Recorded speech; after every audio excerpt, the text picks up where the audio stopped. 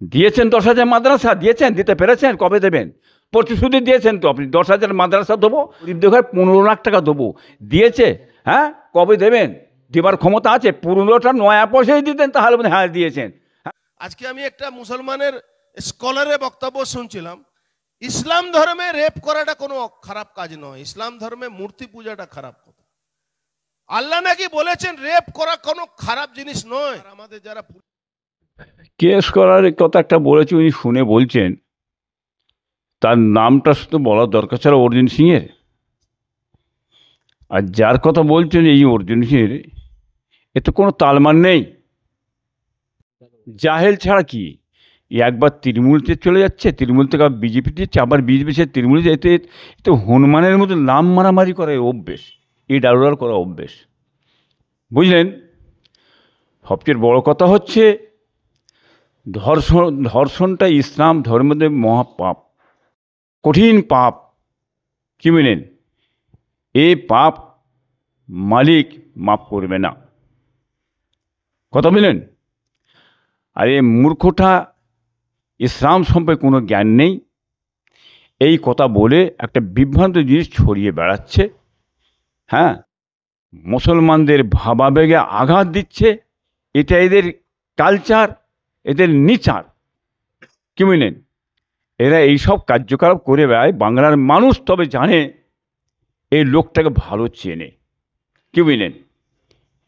অতএব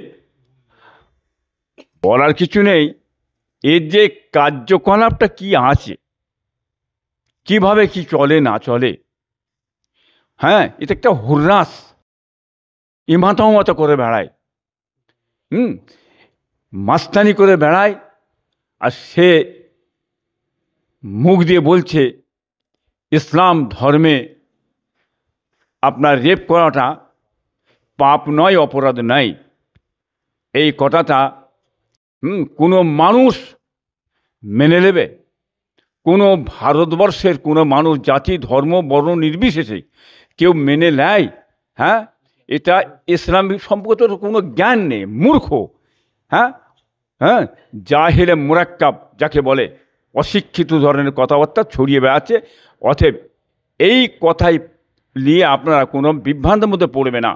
তবে কথা হচ্ছে ইসলাম একটা আদর্শ জিনিস, শিক্ষা দিয়ে গেছে জাতি ধর্ম বর্ণ নির্বিশেষে মায়েদের সম্মান দাও, মায়েদের কোনো রকম অসম্মান না হয়, সেই দিকে ইসলাম বলে গেছেন। লাকুম দিন হুকুম ওয়ালিয়া দিন, কোরআন পাকে আছে।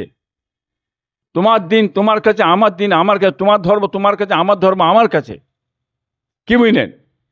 অতএব আপনার ধর্মটাকে নিয়ে যদি কোনো মুসলমান ছেলে খেলামো করে, একটা ধর্মের বেজ্জতি।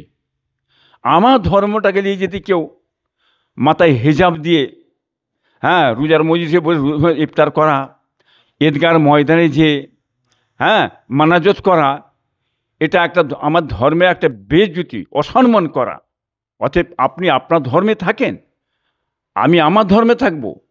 হ্যাঁ, আপনি কি ধরেন আমরা গরু জবাই করি, গরু জবাই করে আমরা আমাদের এটা ভাগবাস করে গরিব মিসকিন অসহায় যারা আছে তাদের দিয়ে থাকি। হ্যাঁ, আত্মীয় স্বজন সঙ্গে দেওয়া হয়। আপনি কি এসে গরুর ঠ্যাং ধরবেন, না কল্লা ধরবেন বলুন, না এক বকরা নিয়ে যাবেন? তা তো নয়। আপনার ধর্মে আপনি থেকে, আমার ধর্মে আপনার মধ্যে আপনার পাঁটা কোপ করেন আপনার ধর্মের ব্যাপারে। সে পাঁটা কোপ হয়ে গেলে আপনারা সেই পাঁটার গোষ্ঠটা কালী পুজো পাঁটা কোপ হয় আপনাদের, সেটা দিয়ে বিভিন্ন জায়গায় আপনাদের ধর্মের গুরুরা সব দিয়ে থাকে। হ্যাঁ, প্রসাদ হিসাবে দেয়, গরিব যারা আছে দেয়, তারা যে যারা খায়। যেন আপনার যে ধর্ম সেইখানে আছে, আমারটা আমার আছে, আর সেই জায়গায় ঢুকে যে গোলযোগ করবে এরা, যে এটা উচিত নয়। যে যা ধর্ম নিয়ে চলুন না। হ্যাঁ, এটা তো আপনারা কত লড়বেন।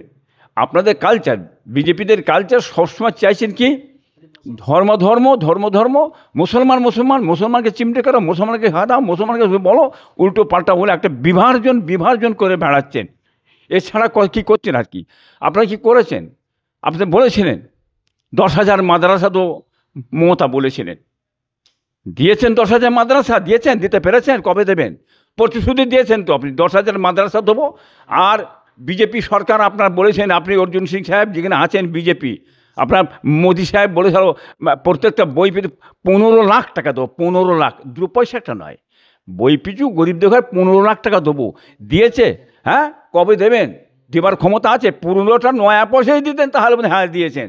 হ্যাঁ, দেবার ক্ষমতা আছে না? খালি ধোঁকা দিয়ে মানে ভোগলমাজি করে মানুষের কাছ থেকে ভোটটা ছিনিয়ে নেওয়ার জন্যে এই কৌশল চালাচ্ছেন।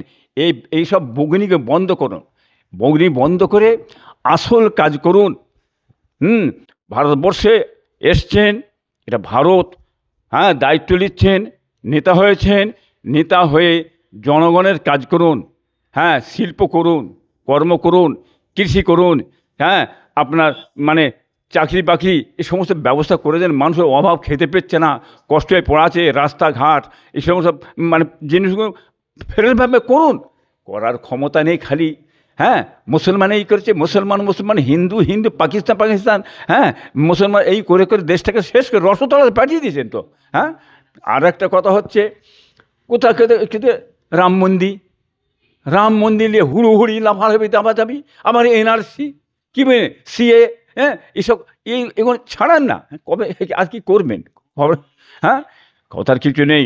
আবার নোটবন্দি করছেন, এসআর করছেন, হ্যাঁ, এগুলো বন্ধ করুন।